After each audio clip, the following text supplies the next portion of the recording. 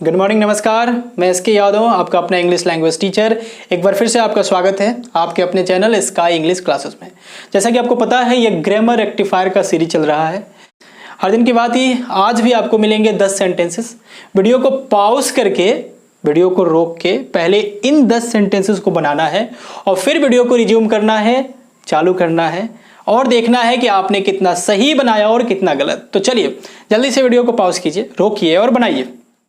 चलिए, यदि आप बना चुके होंगे तो अब मैं देता हूं आपको सॉल्यूशन, और कितना सही और कितना गलत ये कमेंट करके भी बताइएगा।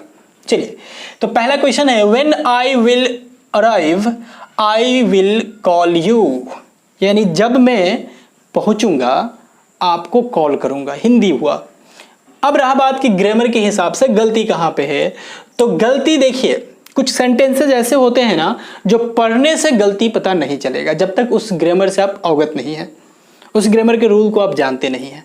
तो यहां एरर क्या है, तो एरर है कि आई विल अराइव नहीं होगा, होगा केवल आई अराइव। जी हां, अब कहिएगा कैसे, तो मैं बताता हूं। दो फ्यूचर के सेंटेंसेज को एक साथ, जी हां ध्यान से, दो फ्यूचर के सेंटेंसेज को एक साथ नहीं रखते हैं किसी कंडीशन बताने वाले वर्ड के साथ, यानी कोई कंजंक्शन जो कि कंडीशन बताता है, यानी जब मैं आऊंगा, यानी व्हेन,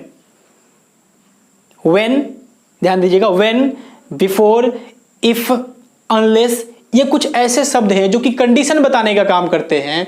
और ये जब दो फ्यूचर के सेंटेंसेस को जोड़ते हैं तो इनके बाद वाला वाक्य, ध्यान से, इनके बाद वाला यानी इफ के बाद वाला, व्हेन के बाद वाला, बिफोर के बाद वाला, अनलेस के बाद वाला वाक्य, चाहे वो प्रारंभ में हो चाहे बाद में हो, दोनों चीज बता रहा हूं, इनके बाद वाला वाक्य चाहे वो पहले हो या बाद में हो, वो फ्यूचर में नहीं होगा, वो होगा प्रेजेंट इंडेफिनिट में। किसमें जी? प्रेजेंट इंडेफिनिट में। और प्रेजेंट इंडेफिनिट का रूल क्या होता है? सब्जेक्ट प्लस V1 या V5। आप समझ गए होंगे। और दूसरा जो सेंटेंस है, चाहे वो पहले हो या बाद में, वो स्वतंत्र है, वो फ्यूचर में होगा। चलिए, तो आप समझ गए कि व्हेन आई विल अराइव नहीं, क्योंकि इसके साथ दो सेंटेंस है, यानी एक फ्यूचर में है, तो इस व्हेन यानी इस कंडीशन बताने वाले शब्द के बाद वाला सेंटेंस फ्यूचर में नहीं होगा, प्रेजेंट इंडेफिनिट में होगा। और प्रेजेंट इंडेफिनिट का रूल होता है सब्जेक्ट प्लस V1 या V5, तो सब्जेक्ट आई अपने साथ V1 लेगा। समझ में आया? चलिए अगला sentence, you should not to smoke, आपको स्मोक नहीं करना चाहिए। You should not to smoke.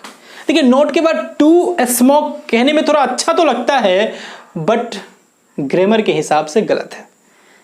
गलत क्यों है? क्योंकि यहां शुड देखिए एक मॉडल है। पिछले वाले वीडियो में भी आपको मैंने बताया था कि मस्ट मॉडल होता है, शुड मॉडल होता है, कैन, कुड, विल, वुड, ये सब मॉडल होते हैं। और मॉडल अपने बाद V1 लेता है, यानी विदाउट टू, केवल V1, जैसे गो, कम, इट, इस तरह का वर्ब लेता है। तो अब चाहे निगेटिव हो तो नोट के बाद ही क्यों नहीं लगाना हो, तब भी कोई दिक्कत नहीं है। वो शुड के हिसाब से ही गाइड होगा, शुड ही उसको गाइड करेगा, यानी टू नहीं होगा, केवल स्मोक होगा, जो कि V1 है, जिसका मतलब हुआ धूम्रपान करना। चलिए अगला क्वेश्चन है। समझ में आ रहा है? सब कुछ बारीकी से समझा रहे हैं, एक एक चीज पे फोकस कर रहे हैं। कैसा लग रहा है वीडियो, या कमेंट करके आप बताएंगे। ओके, यदि आप नए हैं तो चैनल को सब्सक्राइब भी कर लीजिए, क्योंकि इस तरह के वीडियो आपको मिलते रहेंगे। और बता दूं आपको, इस चैनल से आपको अलग अलग तरह के कोर्स हम डिजाइन करके दे रहे हैं। एक इंग्लिश फाउंडेशन का कोर्स चल रहा है, शायद आप देखे भी हो। इंग्लिश फाउंडेशन का कोर्स चल रहा है, उसमें 4-5 वीडियो हमने अपलोड भी कर दिया है। यदि आप चाहें तो हमारे प्लेलिस्ट में जाके उसे देख सकते हैं। और वहां हमने वादा किया है कि आपको पूरा इंग्लिश फाउंडेशन पढ़ाऊंगा फ्री ऑफ कॉस्ट, एक भी पैसा आपका नहीं लगने वाला है। जी हाँ, 0 से PO लेवल तक का, चाहे आप 10th 12th में हो या फिर कंपटीशन की तैयारी कर रहे हो, हर चीज को बारीकी से पूरा ग्रामर पढ़ाऊंगा, उसका प्रैक्टिस करवाऊंगा फ्री में। यदि आप हमारे चैनल से नहीं जुड़े हैं तो जुड़ जाइए और फाउंडेशन वाला वीडियो भी देखिए। चलिए अगला क्वेश्चन है, there is 5 boys in the class, लिखा हुआ है इन द क्लास, यहां थोड़ा लाइटिंग है, यानी there is 5 boys, there is या देयर आर होगा। क्यों जी?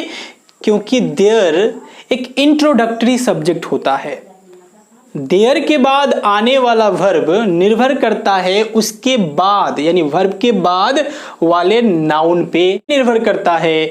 यदि नाउन सिंगुलर तो देयर के बाद वाला वर्ब भी सिंगुलर, अगर नाउन प्लुरल तो देयर के बाद वाला वर्ब भी प्लुरल।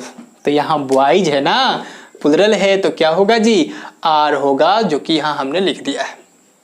क्या होगा, आर होगा।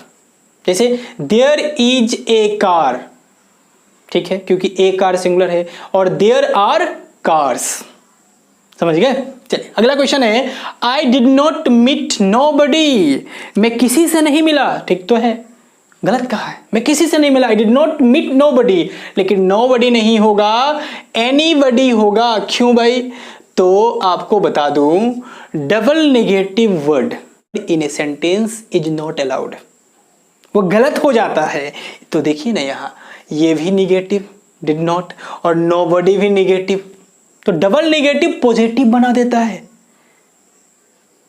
केमिस्ट्री ये कहता है ना, तो वही चीज यहां भी लागू होगा कि डबल नेगेटिव पॉजिटिव बना देगा। एक नेगेटिव को हटाना पड़ेगा, तो पहले वालों को ना हटा के बाद वाले को हटाया जाए तो बेहतर माना जाता है। इसलिए नोबडी नहीं, एनीबॉडी। जैसे अगर कहते हैं आई डोंट नो नथिंग, नहीं, एनीथिंग होगा, क्योंकि डोंट आ गया है ना पहले, उसके बाद अगर आएगा तो वो पॉजिटिव सेंटेंस आएगा। नोबडी नहीं, एनीबॉडी, नथिंग नहीं, एनीथिंग। Got it? समझ रहे हैं? चलिए अगला, my train departs in 6 AM, यानी मेरी जो ट्रेन है वो 6 बजे सुबह, AM सुबह को बताता है, खुलती है, चलती है, प्रस्थान करती है। तो बता दो आपको कि 6 AM 6 PM जैसे शब्द अपने पहले इन नहीं लेते हैं, एट लेते हैं। क्या लेते हैं? एट लेते हैं। यदि आप पॉज करके हमारे वीडियो को, यानी इन क्वेश्चंस को बनाए होंगे, तो कमेंट करके बताइएगा आपका कितना सही हो रहा है। ये कमेंट करके जरूर बताइएगा, तब तो मुझे लगेगा कि आप में कितना पहले गलती और सही किया और अब कितना कर रहे हैं। अगला सेंटेंस है, I promise I call you next week. इसमें कहाँ एरर है? तो इसमें एरर है कि आई कॉल यू नहीं होगा, आई विल कॉल यू या आई शैल कॉल यू होगा। और अगर आप चाहते हैं कि इन दोनों में से कौन सा यूज करें, तो आप ऐसा कर सकते हैं कि इनके साथ शॉर्ट फॉर्म आई और एपोस्ट्रोफी डाल के और डबल एल कर दें। इससे विल भी हो सकता है और सेल भी हो सकता है, ऐसा प्रयोग हो सकता है। यानी आई विल या आई सेल, ऐसे आई विल ज़्यादा बेहतर है। अब ज़्यादातर विल का ही प्रयोग हो रहा है, सेल को अब बहुत कम प्रयोग किया जा रहा है। तो यहाँ हम कहेंगे आई विल। तो यहाँ बता दूं आपको, यानी मैं प्रॉमिस करता हूँ कि मैं अगले सप्ताह तुम्हें कॉल करूँगा, ये बात फ्यूचर की है, इसलिए ज़्यादा बेहतर है प्रेजेंट ना डाला जाए। क्या डाला जाए? आई विल या आई सेल कॉल यू, यानी इसके बीच में डालना है विल या सेल। समझ गए? चलिए अगला क्वेश्चन है हमारा, please explain me how improve my English, यानी कृपया मुझे बताइए, एक्सप्लेन कीजिए कि कैसे मेरा इंग्लिश इम्प्रूव होगा, सुधरेगा। तो देखिए पढ़ के तो पता नहीं चल रहा होगा, लेकिन एरर है। क्या एरर है? तो ध्यान दीजिएगा, हाउ के बाद जब भी हम V1 फॉर्म लाते हैं ना, तो उस V1 से पहले टू का इस्तेमाल होता है। जैसे how to improve, how to ride, okay, यानी how to ride a bicycle, या हाउ टू इम्प्रूव इंग्लिश, या हाउ टू स्पीक बेटर, यानी इस तरह के फ्रेज हैं या इस तरह का प्रयोग होता है। आप कह सकते हैं कि हाउ अपने बाद टू लेता है तब V1 लेता है, यानी यहां क्या होगा जी, हाउ टू इम्प्रूव होगा। समझ में आया? चलिए अगला है, is ready my passport. Hindi तो शायद निकल जाए, इज रेडी माई पासपोर्ट, अर्थात क्या मेरा पासपोर्ट रेडी है, परंतु गलत है। समझने वाला भी समझ जाएगा, भले ही गलत आपने बोला लेकिन समझ जाते हैं लोग। जो इंग्लिश समझते हैं, इंग्लिश बोलते हैं, उन्हें ज़्यादा दिक्कत नहीं होता आपके गलत बोलने से।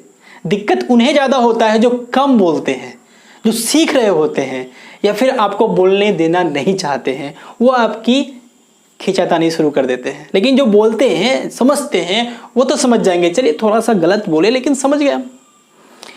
इज रेडी माई पासपोर्ट, नहीं, गलत है। क्या होगा? इज माई पासपोर्ट रेडी, क्या होगा जी, इज माई पासपोर्ट रेडी, यानी ये जो रेडी है ये पासपोर्ट के बाद जाएगा। क्यों? क्योंकि ये इंटरोगेटिव सेंटेंस है और इंटरोगेटिव सेंटेंस में ऑक्सिलरी वर्ब, उसके बाद सब्जेक्ट और उसके बाद अदर वर्ड आता है। तो रेडी एक तरह का अदर वर्ड है जो कि सब्जेक्ट के बाद जाएगा। सब्जेक्ट कौन है? तो माई पासपोर्ट। समझ में आया? चलिए अगला है ही इज सक्सेस, वह सफल है। ही इज सक्सेस नहीं, ये नाउन नहीं होगा, यहां पे होगा ही इज सक्सेसफुल। ध्यान देंगे, ही इज सक्सेसफुल होगा, ही इज सक्सेस नहीं, ही इज सक्सेसफुल। नेक्स्ट है और अंतिम है हमारा he has gone there yesterday, वो वहां कल गया है। हिंदी शायद आप ऐसा निकाल ले, वो वहां कल गया है, क्योंकि जब हैव प्लस या हैज प्लस V3 आता है तो हम निकालते हैं चुका है चुकी है से अर्थ या गया है गई है से अर्थ।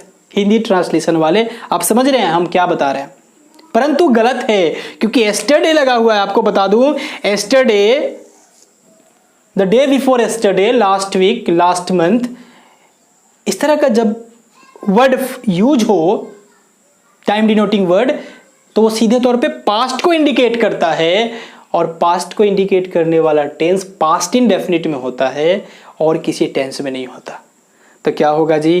तो ही हैज गॉन नहीं होगा, ही वेंट होगा, क्योंकि पास्ट इंडेफिनिट का स्ट्रक्चर क्या होता है? सब्जेक्ट प्लस V2 होता है। क्या होता है? Subject plus V2। तो चलिए सभी का सॉल्यूशन आपको मिल चुका है। कितना आपका सही हुआ ये कमेंट करके मुझे बताइएगा। यदि आप हमारे चैनल पर नए हैं तो चैनल से जुड़ जाइए, सब्सक्राइब कीजिए, लाइक कीजिए और दोस्तों में शेयर भी कीजिए। Okay, good bye.